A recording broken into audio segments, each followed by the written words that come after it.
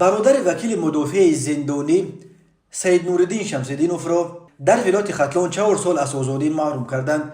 بهاءالدین شمس‌الدینوف با همکاری با سازمان در کشور ممنوع گروه 24 خودسرانه گرفتن زمین و اسرافکاری گوناگون شده است. پیوندانش گفتند دادرس او را به پخش خبرهای دروغ هم متهم کرد، ولی او هیچ کدام را نپذیرفت و تهمت خواند. یک مسئول دادگاه نویه بخش ولایت ختلان به ذکر نامش روز 19 ژانویه سال 2023 به رادیوی آزادی گفت دادستان به او 10 سال زندان خواست، اما دادرس 4 سال داد. پیوندان بهاءالدین شمس‌الدینوف نخواستند آشکار و با نام خود درباره قضیه او صحبت کنند. میگویند در 2 سال آخر 2 نماینده عائله به سبب دادخواهی به زندان افکنده شدند و این وضع آنها را ترسانیده است. با این جرم‌هایی که به گردن برادرمون صدرالدین شمس‌الدینوف زده بودند، ضد بهاءالدین هم پرونده باز کردند. مقامات قصد گرفتند او برای بیگناهی برادرمان و به آزادی برآمدنش کوشش داشت، نه چیزی دیگر، گفت یکی از خویشاوندان بهاءالدین شمس‌الدینوف به ذکر نامش.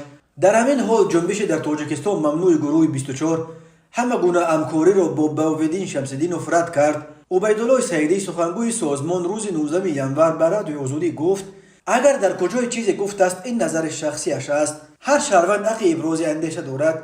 کسی از کمبودی گفت معنای آن را ندارد که او عضو گروه 24 است و یا با ما همکاری میکند.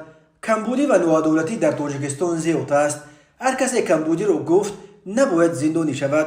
حکومت از پس حال نقصها شود، نه در پی پس پنجره افکندن مردم. اضافه کرد و برادرش سید نوردین شمس‌الدینوف در آغاز سال 2021 به گناه خرید و فروش زمین، قلابی و پنهان کردن معلومات دروغ 8.5 سال از آزادی محروم شد. در آخر همان سال او را به همکاری با سازمان در تاجیکستان ممنوع گروه 24 متهم دانسته به حکمش 8 ماه دیگر اضافه کردند. خودش و پیوندانش همه گونه اتهام را رد میکنند. تا زمان بازداشت شمس‌الدینوف مأمور اجرای امرهای دادگاه در ختلان بود.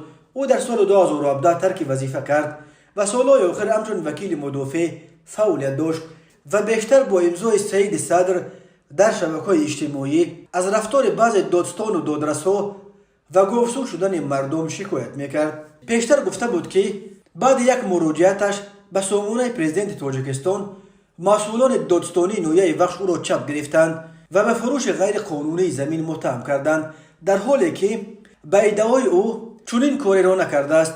دادستان و دادرس پرونده بارها به حق بودن خود تفتیشات تاکید کرده گناههای شمس‌الدینوف را ثابت شده خواندند.